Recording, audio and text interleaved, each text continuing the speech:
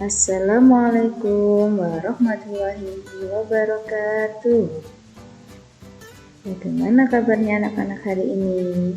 Semoga semuanya dalam keadaan sehat dan tetap semangat.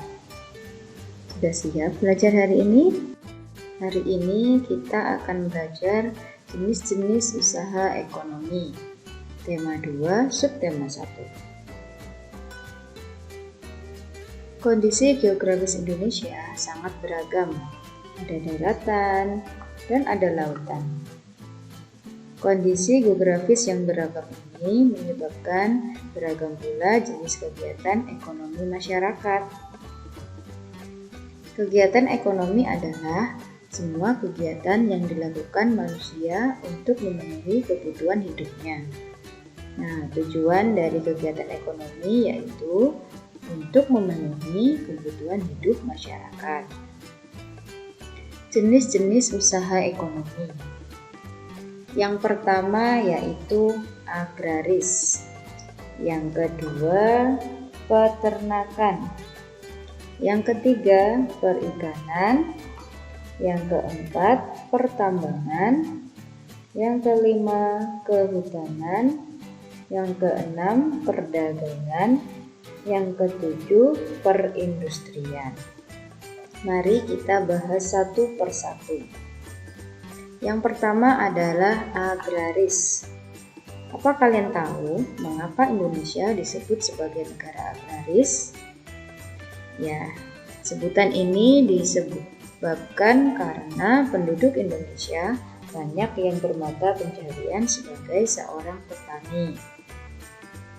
Usaha agraris ini meliputi pertanian dan perkebunan. Biasanya terdapat di daerah pedesaan dan pegunungan. Hasil dari agraris yaitu seperti padi, jagung, ubi, kedelai, sagu, umbi-umbian, sayuran, dan buah-buahan. Nah, kira-kira bagaimana ya cara meningkatkan hasil produksi sektor agraris? Ada 5 cara yang bisa dilakukan.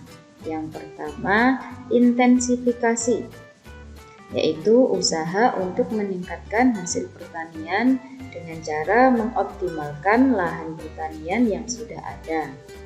Yang kedua, ekstensifikasi, yaitu usaha meningkatkan hasil pertanian dengan cara memperluas lahan pertanian baru. Yang ketiga yaitu diversifikasi, yaitu usaha untuk memperbanyak kegiatan pertanian yang menguntungkan secara ekonomi maupun lingkungan.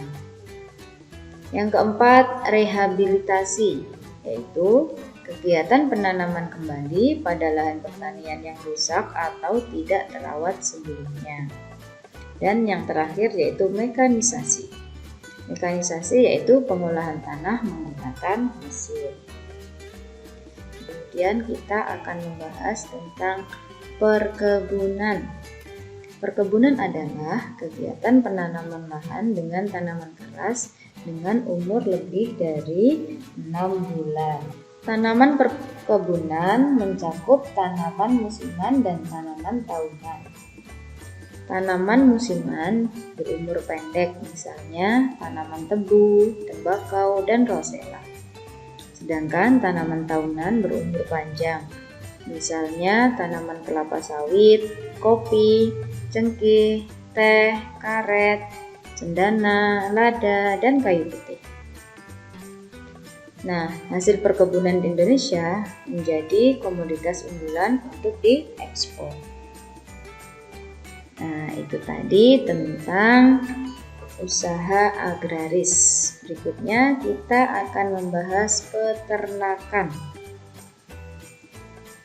Apa itu peternakan?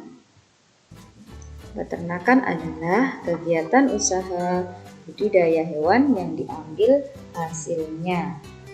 Biasanya di sini yang diambil yaitu daging, telur, bulu, susu, dan kulitnya. Nah, ini merupakan hasil dari hewan yang diternak. Peternakan dibedakan menjadi 3 jenis. Yang pertama, peternakan hewan kecil, contohnya seperti kambing. Yang kedua, peternakan hewan besar, misalkan peternakan kuda. Dan yang ketiga, peternakan hewan unggas, seperti ayam. Nah, ini tentang peternakan. Kemudian usaha peternakan ini ada yang skala kecil dan ada yang skala besar. Untuk skala kecil biasanya dilakukan oleh penduduk, sedangkan untuk usaha peternakan skala besar biasanya dilakukan oleh pihak swasta atau pengusaha dan pemerintah. Nah, kira-kira apa ya peran pemerintah dalam meningkatkan mutu peternakan Indonesia? Nah, peran pemerintah atau upaya yang dilakukan pemerintah untuk meningkatkan mutu peternakan antara lain yaitu memberikan bantuan bibit unggul, menyediakan pakan ternak bermutu, dan yang terakhir memberikan penyuluhan kepada peternak. Berikutnya, perikanan.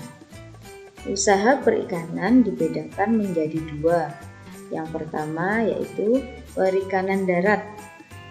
Nah, perikanan darat ini juga dibedakan menjadi 2. Ada perikanan air tawar yang biasanya di sungai, danau, rawa, waduk, empang, sawah, dan kolam.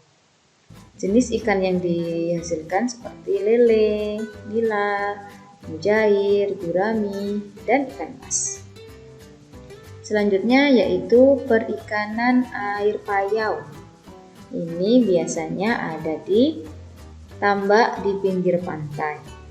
Jenis ikan yang dibudidaya seperti ikan bandeng. Kemudian yang kedua yaitu perikanan air laut. Biasanya dilakukan oleh nelayan tradisional. Nah, selain ikan, laut juga menghasilkan udang, kerang, rumput laut, mutiara, dan garam. Biasanya digunakan untuk keperluan penduduk dan ditujukan untuk ekspor. Itu tentang perikanan. Kemudian yang keempat yaitu pertambangan. Barang tambang dapat dibedakan menjadi 3. Yang pertama, barang tambang sumber energi, misalkan minyak bumi, batu bara, dan gas alam. Yang kedua, barang tambang mineral non-logam, misalnya belerang, gipsum, marmer, dan batu gamping. Kemudian yang terakhir yaitu barang tambang mineral logam, misalkan seperti emas, perak, tembaga, timah, bauksit, dan nikel. Barang tambang di Indonesia termasuk sumber daya yang vital. Pemanfaatannya ditujukan bagi kemakmuran masyarakat Indonesia. Jika dieksploitasi terus-menerus, ketersediaan barang tambang akan cepat habis. Oleh karena itu, pemanfaatan barang tambang dilakukan dengan bijak dan memperhatikan kelestariannya. Nah, contoh perusahaan yang mengeksploitasi barang tambang di Indonesia seperti PT Pertamina, PT Aneka Tambang, PT Freeport Indonesia, dan PT Chevron Pacific Indonesia. Kemudian kita akan membahas kehutanan. Fungsi dari hutan yaitu sebagai paru-paru dunia, tempat berkembangnya berbagai fauna, dan resapan air hujan. Dulu, hutan Indonesia itu bagaikan hamparan karpet hijau dilihat dari udara. Namun, luas hutan Indonesia sudah semakin sempit. Hal ini mengakibatkan banjir bandang atau tanah longsor. Untuk meminimalisasi terjadinya bencana, kawasan hutan perlu dihijaukan kembali. Pembalakan liar harus dicegah agar hutan tidak semakin rusak. Jika hutan Indonesia kembali hijau, hasil hutan akan melimpah. Hasil hutan Indonesia antara lain yaitu kayu jati, meranti, ulin damar, dan rotan. Itu tentang kehutanan. Kemudian perdagangan. Apa itu perdagangan? Ya, perdagangan adalah kegiatan membeli barang dagang dan menjualnya kembali kepada konsumen. Secara ekonomi, kegiatan perdagangan antar negara ditandai dengan ekspor dan impor. Ada yang tahu apa itu ekspor?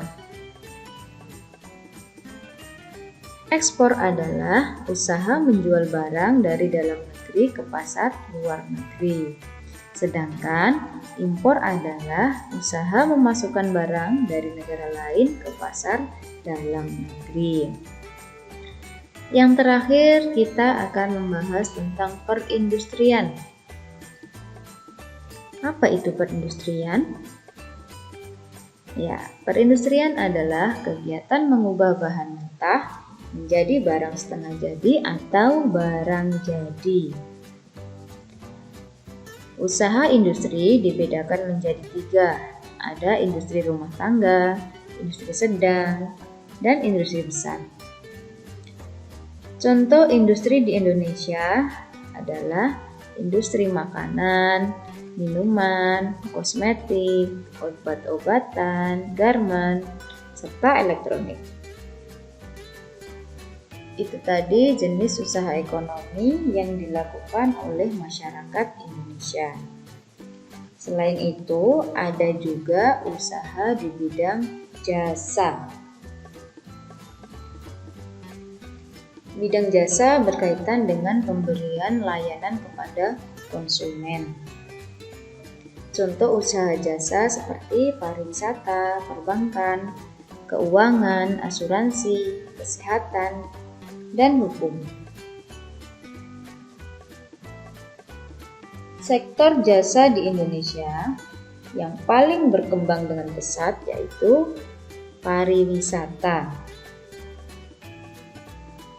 Pariwisata atau objek wisata alam di Indonesia seperti danau, pantai, bukit, pegunungan, gunung, suaka alam, serta flora dan fauna.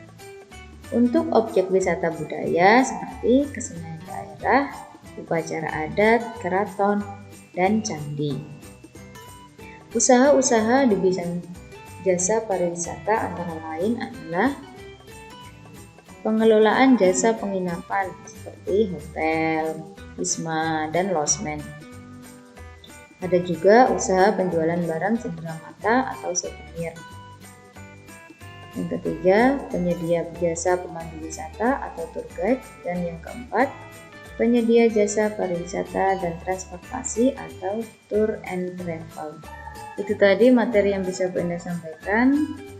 Semoga bermanfaat buat kita semua.